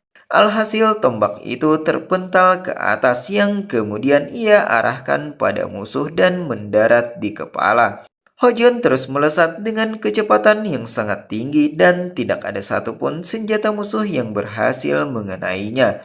Terlihat bangunan pada area sekitar berhamburan, hancur berkeping-keping karenanya. Berikutnya ia mengayunkan tangan kanannya yang dibubuhi dengan energi biru dan menghantamkannya ke dinding bukit dengan keras. Perlahan ia menaiki bukit dan terus menggamparnya berkali-kali hingga pada pukulan ke-10 ia sudah berada di atas. Terlihat bekas dari tamparan Hojion tidaklah main-main. Puncak bukit itu mengalami retak yang menjalar. Kemudian ia menatap ke arah Suji yang berada di bukit yang lebih tinggi mengatakan, hal yang harus dibersihkan telah berkumpul di satu tempat. Suji tidak hanya seorang diri, ia bersama beberapa orang yang menggunakan senjata. Itu tidak lain adalah kelompok serigala biru sesuai pakaian mereka. Suji melipat tangan dan memasang wajah kesal mengatakan apa yang Hojion lakukan. Sambil menebaskan kapaknya ke samping, Hojion menimpali. Apakah Suji mau menyelesaikan pernyataannya kemarin? Bukannya menjawab, Suji malah balik bertanya, apakah itu kemampuan dari seorang bocah tanpa pengalaman? Hojion dengan spontan menimpali, itu hanyalah omong kosong. Kemudian ia menodongkan senjata ke arah Suji dan meminta agar Suji berhenti menggeram dan segera maju. Karena Hojion ingin pembersihan ini selesai di saat matahari terbit. Sebuah senyuman muncul di wajah Suji dan tiba-tiba ia meneriakkan racun. Sepertinya mereka sudah bisa memprediksi kalau Hojion akan mendatangi mereka ke atas bukit dan pada saat Hojion tiba mereka langsung mengeluarkan racun dari bawah agar Hojion terperangkap. Sedangkan mereka sudah mempersiapkan penutup wajah untuk menangkalnya. Kini terlihat Hojeon telah berada dalam kabut racun. Ia hanya berdiam tanpa ada pergerakan sama sekali. Hal itu membuat Suji mengejek bahwa Hojeon memang bodoh. Asap beracun akan menguras cairan merah Hojeon. Bahkan jika Hojeon berhasil lolos dari racun dengan keadaan baik-baik saja, Hojeon akan tetap ditikam oleh kelompok serigala biru karena mereka adalah pemburu dan pemburuan pun dimulai.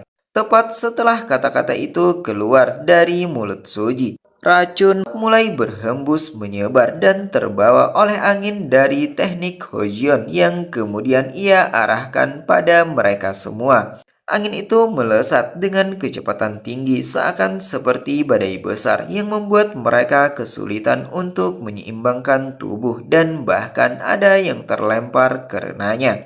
Mereka mulai panik karena harus merasakan racun mereka sendiri. Itu adalah senjata makan tuan.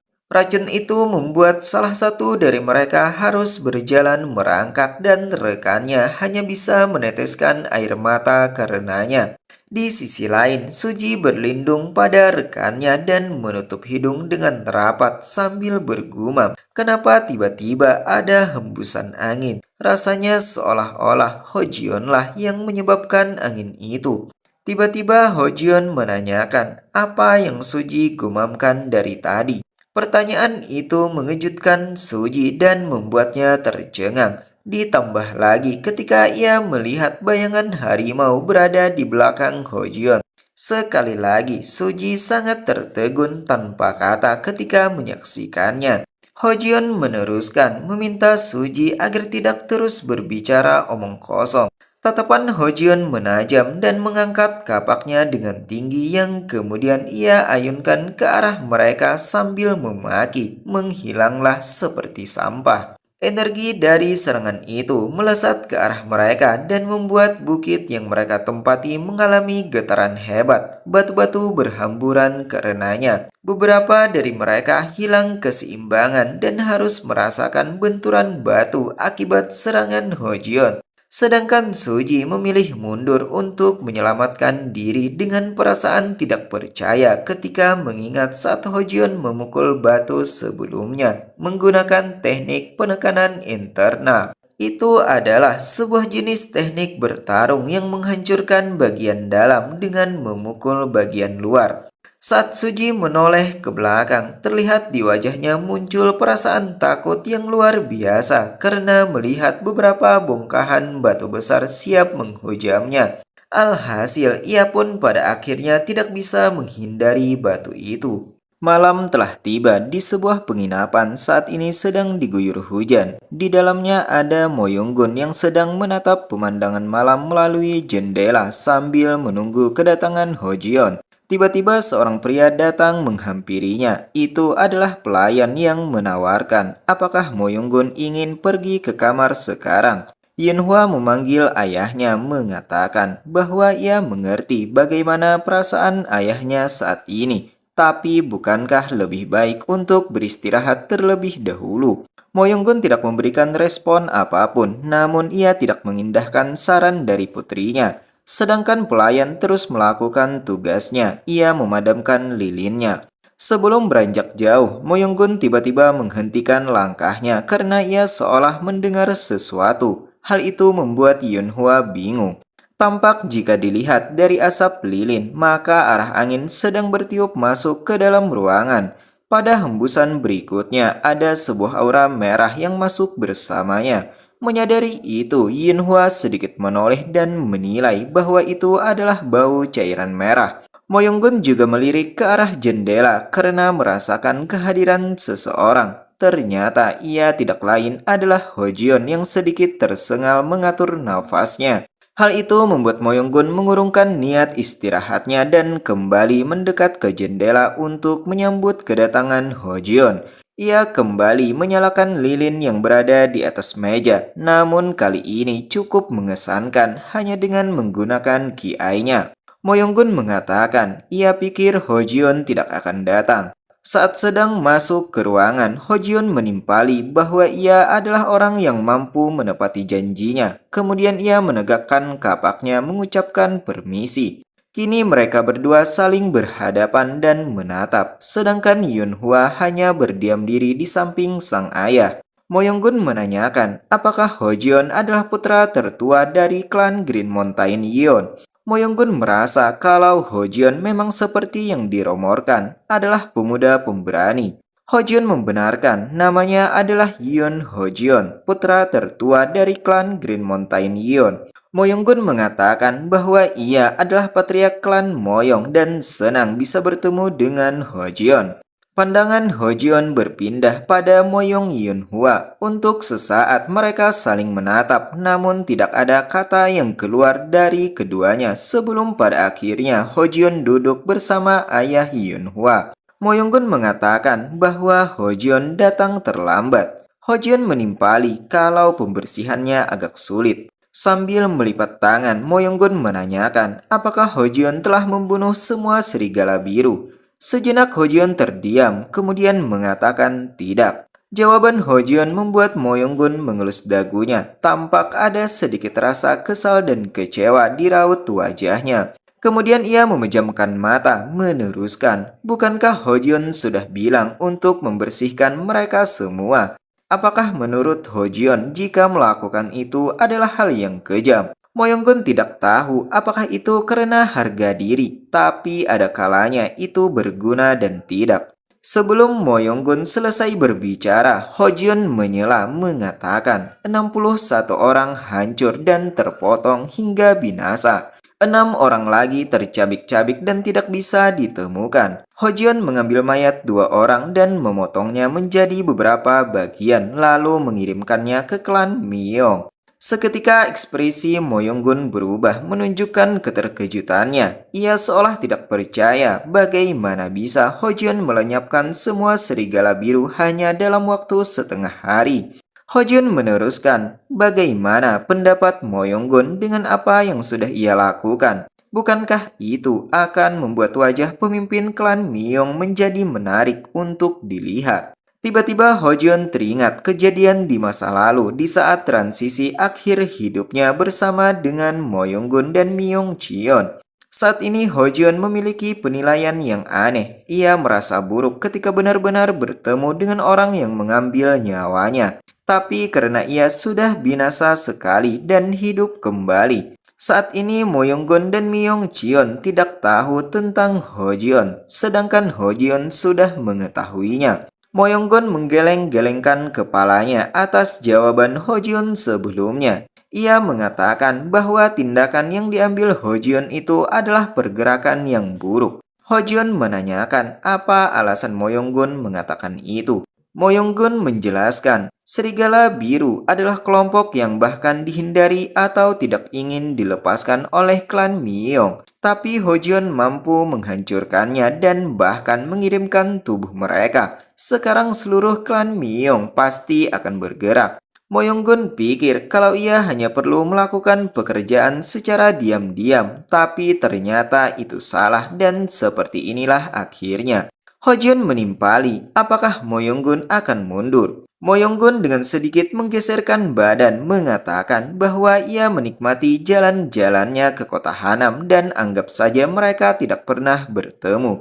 Sepertinya Moyonggun kurang sependapat dengan pergerakan Hojion yang sangat barbar. Ia menginginkan permainan yang halus dan cukup tampil di balik layar. Hojion dalam gumamnya berpikir kalau sikap Moyonggun masih sama, tidak ingin mendapatkan kerugian apapun. Hojion juga memuji bahwa Moyonggun adalah pembicara yang terampil dan hati-hati. Apakah Hojion harus mencoba menggertaknya? Sekarang Moyonggun terlihat cuek dengan Hojion karena ia tidak ingin terlibat dengan pergerakan Hojion yang sangat liar. Ia menatap keluar jendela menanyakan pada putrinya apakah hujannya sudah reda. Merasa Moyonggun mulai mengabaikannya, dengan wajah sedikit kesal Hojion mencoba untuk menekannya dengan mengatakan, penguasa Murim itu pasti keinginan patriark yang paling didambakan. Seketika kalimat itu membuat Moyonggun tercengang dan kembali memfokuskan perhatiannya kepada Hojion. Ia kembali mengelus dagunya mengingat isi surat yang Hojion kirimkan dan mengatakan, sejujurnya, ia cukup terkejut saat menerima surat yang Hojion kirimkan. Rasanya itu seolah-olah Hojion mampu melihat isi kepala Moyonggun. Bagaimana Hojion bisa tahu tentang itu? Di satu sisi, setelah bertemu dengan Hojion secara langsung, Moyonggun merasa kalau Hojion tidak tahu banyak. Lalu bagaimana bisa Hojion yakin tentang ambisi itu? Sejenak Hojion kembali terdiam dan kemudian mengatakan kalau itu adalah hal yang mudah. Jawaban Hojion membuat Moyonggun semakin penasaran dan sekali lagi menanyakannya. Hojion meneruskan, klan terbaik dunia dan penguasa murim. Bukankah itu adalah sesuatu yang diimpikan oleh semua orang di dunia seni bela diri? Apalagi Moyonggun adalah pemimpin salah satu dari 7 klan keluarga besar. Moyong Yunhua yang sedari tadi hanya terdiam mulai bergumam bahwa Hojion menjawabnya dengan sangat mudah seperti ular yang melewati dinding. Di sisi lain, sekarang Hojion mempunyai perasaan campur aduk, perasaan nostalgia dan amarah, emosi kompleks yang tidak dikenal, seolah-olah hubungan buruk di masa lalu terhubung kembali. Hojion menghentikan gumamnya, meneruskan kata-kata sebelumnya. Kalau begitu, jika Patriark sudah selesai jalan-jalan, sebelum kata-kata Hojion selesai, Moyonggun menyambung apa yang akan Hojion lakukan. Terlihat di wajah Moyonggun tersimpan perasaan khawatir. Tanpa keraguan, Hojion mengatakan bahwa ia akan menjadi liar sendirian. Mendengar itu, tawa mengejek keluar pada kata-kata Moyonggun. Ia tidak yakin jika Hojion berani melawan klan Miyong, muda dan ceroboh. Sekali lagi, dengan penuh percaya diri, Hojion mengatakan, tentu saja ia juga akan mengurus klan Moyong di waktu yang sama dengan tangannya. Mendengar jawaban Hojion, tiba-tiba wajah Moyonggun berubah kesal menanyakan, apakah Hojion akan melawannya yang merupakan seorang patriark hanya seorang diri? Hojion menjawab kalau Moyonggun keliru, ia tidak sendiri, ada aliansi pengemis bersamanya. Moyonggun harus menghadapi rumor yang akan disebarkan oleh aliansi pengemis. Ada rumor bahwa klan Moyong menempatkan agen rahasia di 6 keluarga besar lainnya untuk memata-matai mereka, mencoba mengambil alih bisnis keluarga lain, dan juga ada rumor tentang klan Moyong menjadi dalang di balik kehancuran klan lain. Hojion hanya perlu mempertaruhkan nyawanya sendiri, sedangkan Moyonggun adalah seorang patriark, jadi harus rela melepaskan satu mimpi berharganya. Karena All Group dan 6 keluarga besar akan mengawasi klan Moyong. Moyonggun akan memilih yang mana? Harga dari nyawa Hojion, klan Grand Mountain Yon, dan aliansi pengemis, atau mimpi Moyonggun sendiri, bekerja sama dengannya atau melawannya. Setelah mendengarnya, Moyonggun hanya menggeram. Ia tidak bisa berkata-kata lagi. Kemudian ia tertawa terbahak-bahak dan mengatakan bahwa ia kalah. Bagaimana bisa Hojion memiliki ketenangan dan wawasan seperti ini di usia muda? Hojion benar-benar luar biasa. Di sisi lain, Yinhua dengan wajah sedikit terkejut bergumam. Ini pertama kalinya ia melihat sang ayah tertawa terbahak-bahak. Di saat berikutnya, Moyonggun mengangkat gelas minumnya mengatakan, mari mereka hancurkan klan Miyong. Dengan tawa bergairah, Hojion juga melakukan hal yang sama dan mereka pun bersulang untuk memeriahkan pernyataan kerjasama mereka. Tidak berhenti sampai di situ, mereka terus berbincang untuk mengatur strategi. Moyonggun menanyakan, haruskah mereka membawa Shaolin? Hojion sepakat akan hal itu. Moyong Yunhua yang sedari tadi hanya menjadi pendengar, kini mulai berbicara mengatakan bahwa itu adalah ide yang bagus karena Shaolin juga merupakan sekte yang berlokasi di Hanam, seperti klan Miyong. Dengan status Shaolin, bahkan klan Miyong tidak akan berani mengangkat kepala mereka. Moyonggun membenarkan ucapan putrinya. Ia mengangkat tangan dan mengacungkan jari telunjuk, meneruskan bahwa akan menambahkan satu lagi. Hojun menanyakan, apa itu? Moyonggun mengatakan mereka akan mengadakan konvensi dan membentuk aliansi murim sementara. Dalam gumamnya, Hojun penuh tanya ketika mendengarnya. Moyonggun meneruskan, apakah Hojun mengerti maksudnya? Mereka akan mengumumkan bahwa klan Myeong sebagai musuh publik dengan tujuan untuk mengisolasi dan menghancurkan mereka. Sebuah senyuman tipis muncul di wajah Hojion mengatakan, itu adalah gerakan yang bagus dan Hojion sudah mulai bisa merasakannya. Sambil menikmati minum dengan wajah tersenyum, Moyonggun menimpali. Berbicara dengan orang pintar itu memang sangat mudah. Tiba-tiba Hojion bertanya, bukan hanya di klan Green Mountain Yon miliknya, apakah Moyonggun juga menempatkan agen rahasia di klan Myeong? Moyonggun menjawab, ia tidak bilang bahwa hanya mengirimkannya ke satu tempat. Bukankah Hojion juga tahu akan hal itu? Hojion mengatakan kalau itu hanya tebakan saja dan belum yakin sepenuhnya. Wajah Yunhwa seketika berubah saat mendengar ucapan Hojion. Sedangkan ayahnya memuji, itu adalah tebakan yang sangat bagus. Perlahan Hojion bangkit dari duduknya dan mendekat ke arah Moyonggun untuk pamit terlebih dahulu. Moyonggun mengatakan, Hojion pasti lelah setelah mengurus hantu serigala biru. Beristirahatlah. Di saat Hojion berjalan menuju pintu keluar, Moyonggun mengatakan, jangan binasa. Jika Hojion binasa, pertemuan ini hanya akan berakhir sebagai jalan-jalan. Ucapan itu membuat langkah Hojion terhenti dan menimpali. Tentu saja, dengan sedikit menoleh meneruskan, ia bahkan bisa bertahan dari jarum bulu sapi kelantang. Moyonggun tertawa mendengarnya karena itu adalah hal yang lucu baginya. Bagaimana bisa Hojion berandai-andai dengan jarum bulu sapi bukan yang lain? Hojion lebih tahu akan hal itu karena ia sudah melewati fase kehidupan sebelumnya dan ia pun sekali lagi pamit pergi. Sambil berlalu pergi, Hojion bergumam, teruslah Moyonggun tertawa selagi bisa karena berikutnya adalah giliran klannya. Di sisi lain, sambil menuang minum, Moyonggun juga teringat saat Hojion menawarkan dua pilihan kepadanya. Apakah mimpinya atau nyawa Hojion? Ia menghentikan gumamnya dan menanyakan pada putrinya, bagaimana menurut Yunhwa dengan pria yang bernama Yoon Hojion itu. Yunhwa mengatakan bahwa Hojion arogan. Ia mengingat saat Hojion bertarung dengan Choseon pada pertemuan pewaris klan.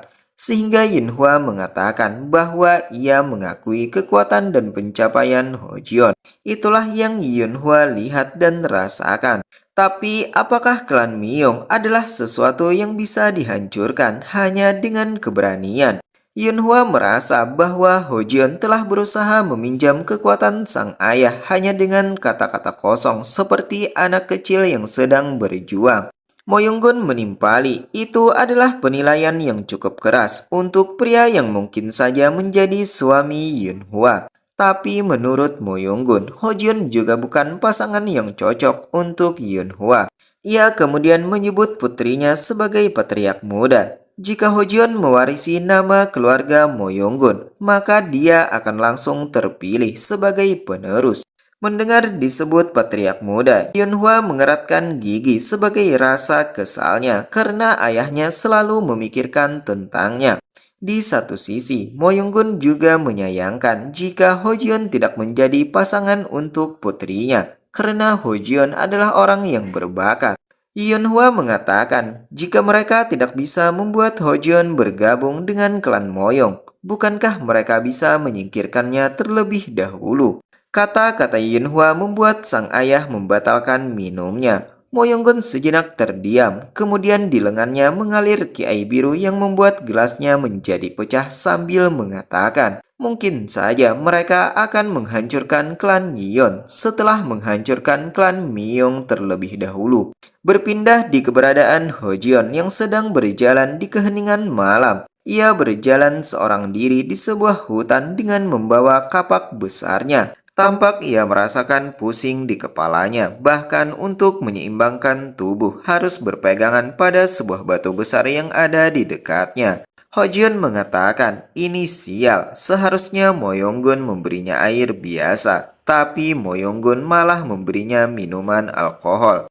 Kini Hojion mencoba mengurai rambutnya yang sedang dibasahi keringat. Ia merasa kalau pertarungan dengan hantu serigala biru cukup intens, namun percakapan dengan Moyonggun jauh lebih melelahkan. Hojion memutuskan untuk beristirahat dan bersandar di batu yang berada di dekatnya sambil menatap pemandangan malam. Ia menghela nafas dengan dalam dan kemudian mengambil duduk siaga untuk mengatur nafas dan menstabilkan energinya. Hojion mengingat pertarungan sebelumnya saat berhasil membangkitkan Black Tortoise. Ia menemukan bahwa klan Miyong adalah pelaku dari penyerangan klan Green Mountain Neon saat pertemuan penerus. Selain itu, ia juga mengingat pertarungannya dengan Onji dan kemudian melawan orang terkuat yang bernama Myung Jisan. Jika bukan karenanya, Hojion mungkin tidak akan bisa membangkitkan White Tiger atau Baihu.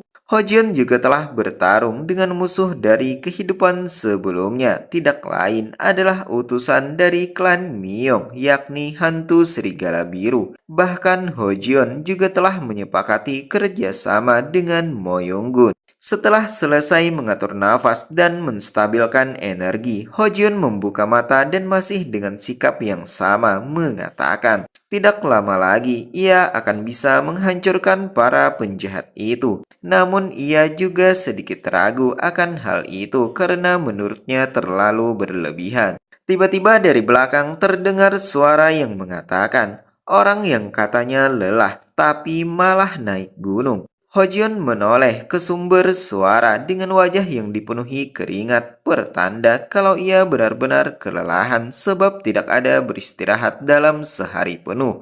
Ternyata datangnya suara itu adalah dari Deoksang. Ia mengangkat tangan dengan maksud menyapa Hojion, menanyakan apakah Hojion merindukannya. Kedatangan Deoksang sedikit mengejutkannya. Perlahan ia bangkit dari duduknya menanyakan apakah Deoksang melewatkan misi rahasianya sehingga datang kemari.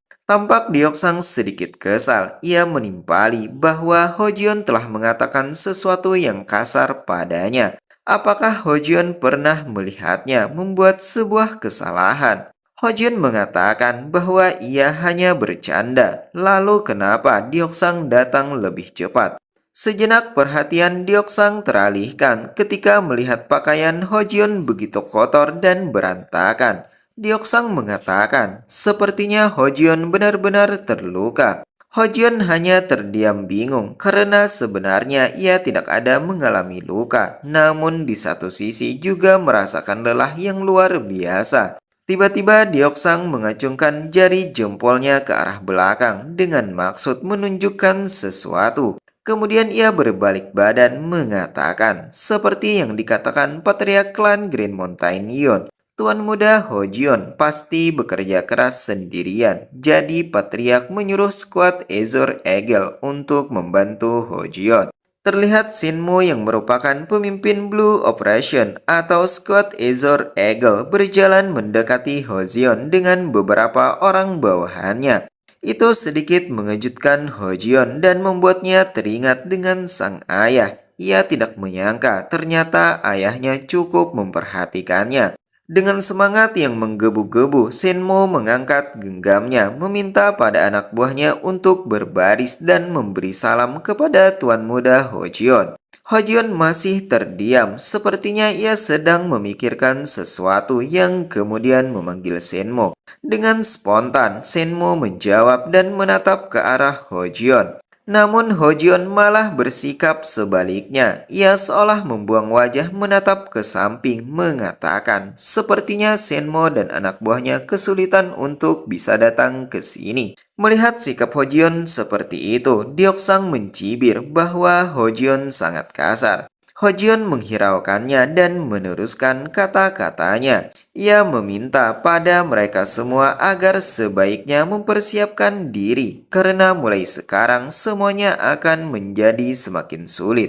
Shinmo dengan tegas menjawab, tentu saja. Sedangkan Deoksang setelah mendengar itu, ia menatap ke samping seolah memperhatikan kondisi sekitar dan lebih waspada. Sekarang Hojion berada di depan barisan dan meminta mereka semua agar segera pergi, namun tidak diketahui kemana mereka akan melanjutkan perjalanan. Berpindah di kediaman klan Myong, terdengar suara dua orang pria yang sedang berdebat mengisi keheningan malam. Itu adalah Myong Chion dan Myong Wosan yang merupakan administrator klan Myong. Kini patriark klan Myong sedang memaki Myong Wosan yang sepertinya menyarankan untuk menurunkan Dark Death Squad for White Martial Force. Kiai ungu seakan api yang sedang membara menyelimuti tubuh Myong Chion. Tampak ia sangat kesal dan marah ketika menerima kiriman dari Hojion yang tidak lain adalah dua orang kelompok serigala biru yang sudah binasa dengan mengenaskan.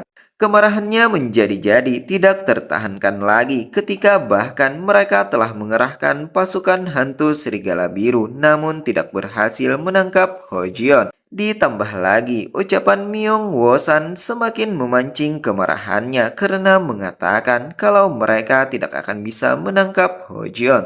Sekali lagi, sepertinya kemarahan Myong Chion tidak terbendungkan lagi, sampai-sampai seorang pendekar bersikap seperti anak kecil yang melemparkan barang ketika sedang marah.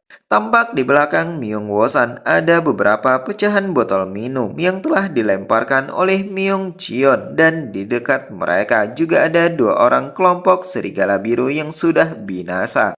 Setelah sejenak Myong Chion mulai tenang, Myong Wosan mencoba berbicara mengatakan bahwa ia belum menyerah. Kemudian ia memohon untuk sekali lagi menggunakan kelompok hantu serigala biru. Tentu saja ucapan itu membuat kemarahan Myong Chion kembali melonjak dan ingin menghajarnya. Bagaimana bisa Myong Wosan malah meminta menggunakan kelompok serigala biru yang ia sendiri sudah jelas mengetahui kalau mereka sudah binasa. Myong Wosan meneruskan kata-katanya, maksudnya adalah menggunakan mayat mereka. Seketika Myong Chion terdiam, Kiai yang sebelumnya menyelimuti tubuh kini menghilang dan mencoba untuk mendengarkannya. Myong Wosan menambahkan, kelompok hantu serigala biru yang dibunuh oleh Hojion masih tergeletak di jalanan dan mereka sedang menyamar sebagai warga sipil. Oleh karena itu, mereka bisa membuat berita bahwa Hojion telah membinasakan warga yang tidak bersalah di kota Hanam dan menjadikannya sebagai buronan atau penjahat. Myong Chion masih terdiam mengelus dagunya. Sepertinya ia memikirkan ide yang ditawarkan. Myong Wosan meneruskan, selain itu ia mendapatkan informasi bahwa banyak insiden terjadi di Provinsi Jiangsu yang merupakan kampung halaman Hojion. Kasus kejahatan berat yang belum terpecahkan sedang diselidiki. Ada rumor yang mengatakan bahwa semua insiden itu adalah perbuatan Hojion. Hal itu tentu tidak akan membuat Shaolin berdiam diri dan orang-orang pasti sangat marah. Selain itu, seluruh murim jalan cahaya akan menjadikan Hojion sebagai musuh publik. Tiba-tiba Myong Chion memegang gelas minum dan memanggil Wosan. Hal itu membuatnya terkejut dan menghentikan ucapannya. Berikutnya, terlihat Myong Chion sedang menuangkan minum pada gelas dan mengangkatnya untuk mengajak minum bersama-sama. Sambil memuji bahwa sekarang Myong Wosan telah menunjukkan warna sejati dari administrator umum klan Myong dan telah memberikan ide yang sangat cemerlang. Sebuah senyuman tipis muncul di wajahnya, pertanda ia menyetujui ide itu dan mengatakan pada Myong Wosan, mari mereka melakukannya. Selain itu, kali ini mereka harus mengirimkan orang yang bisa mengawal Hojion. Orang yang dimaksud adalah tiga saudara dari Myong Jisan. Hal itu mengejutkan Myong Wosan dan menanyakan, bukankah mereka bertiga yang akan menjadi garda terdepan saat melawan klan Grand Mountain Yeon? Myong Chun balik bertanya, bukankah Hojion juga adalah dari klan Grand Mountain Yeon? Mendengar itu, Myung Wosan tidak berani membantah lagi dan mengatakan kalau ia akan mengirimkan 3 bersaudara untuk mengawal Hojeon sekarang juga. Myung Cheon mengatakan kali ini tidak akan berakhir hanya dengan tuan muda klan Yeon, tapi juga patriarknya. Karena mereka adalah orang-orang yang telah mempelajari teknik rahasia leluhur dengan sempurna. Berpindah tempat di keberadaan anggota kelompok Serigala Biru yang telah binasa dengan melakukan penyamaran menjadi penjual. Terlihat ada beberapa orang yang melakukan pendataan. Pria berbaju hijau menanyakan berapa jumlah orang yang binasa. Pria botak mengatakan dengan pelan, ada 11 orang. Seketika pria berbaju hijau terhenti dan berpikir, apakah ini semua adalah perbuatan Hojeon yang merupakan putra tertua dari klan Green Mountain Yeon. Tampak 2 orang warga sedang berbisik memperbincangkan pria berbaju hijau dan pria botak. Pria berbaju kuning mengatakan, akhirnya Lee Kyung muncul. Dia adalah murid dalam Shaolin yang terkenal dan juga pemimpin dari Diamond Fist Gate. Dia bergerak karena Shaolin tidak akan diam saja melihat situasi seperti ini. Pria botak mengatakan, 5 tahun yang lalu insiden kebakaran terjadi di Gunung Wei, Provinsi Jiangsu. Kemudian 3 tahun yang lalu juga terjadi insiden pembunuhan di Sangju, Provinsi Jiangsu. Dan 2 tahun yang lalu terjadi insiden bunuh diri satu keluarga di Hainim di provinsi yang sama. Pria botak melipat tangan menanyakan, bajingan Yeon Hojeon ini memiliki catatan kriminal yang mencolok, bukankah begitu? Lee Kyung menimpali, ini aneh, seorang pemuda yang bahkan belum memenuhi syarat hukum telah melakukan banyak kejahatan. Pria botak juga mengatakan bahwa ini adalah hal yang sangat aneh, ditambah lagi semua kasus yang terjadi belum terselesaikan. Tiba-tiba pria yang berbeda menanyakan, bukankah pria botak adalah Tuan Yak Bang Oh? Pria botak sedikit terkejut dan menanyakan bagaimana bisa si pria mengenali dirinya. Pria berbaju olive mengatakan bahwa ia tahu karena sudah sangat lama berbisnis di pasar ini, hampir 20 tahun. Apakah Yak Bang Oh tidak mengenalinya? Pria itu kemudian menunjuk salah satu mayat mengatakan bahwa mereka adalah orang asing yang binasa menggunakan pakaian orang lain. Mendengar ungkapan itu membuat Lee Kyung terus berpikir dan penuh tanya. Ia menilai ini sangat aneh. Jika mayat yang binasa bukan penduduk asli, lalu siapa mereka? Tiba-tiba pria dengan penampilan yang sama datang dengan berlari. Hal itu membuat Lee Kyung bingung. Pria itu menghampirinya dengan wajah sedikit panik, mengatakan bahwa ada masalah besar yang harus Lee Kyung melihatnya sendiri. Pria itu membawa Lee Kyung di sebuah kastil tempat pertarungan Hojeon melawan hantu serigala biru. Terlihat beberapa orang anggota serigala biru yang sudah binasa. Mereka tertimbun runtuhan bangunan dengan kondisi yang berbeda-beda.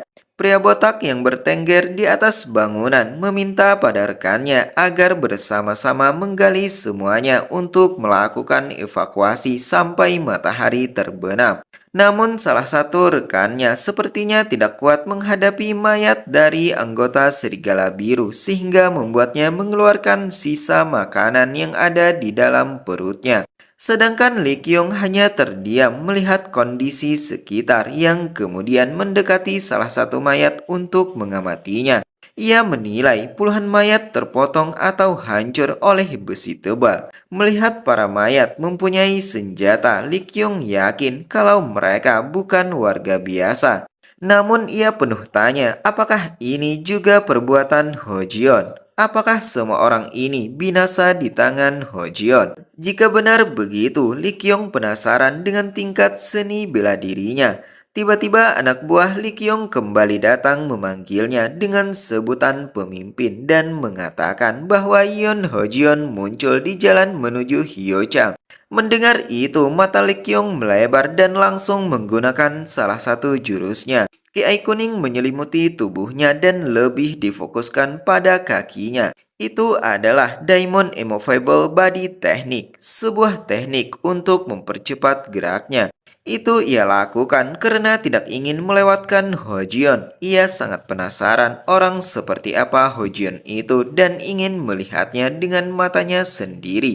Berpindah di keberadaan Hojion bersama dengan bawahannya yang telah mengibarkan bendera klan Grand Mountain Yon. Terlihat ia telah mengganti pakaiannya dan berjalan dengan gagah penuh wibawa.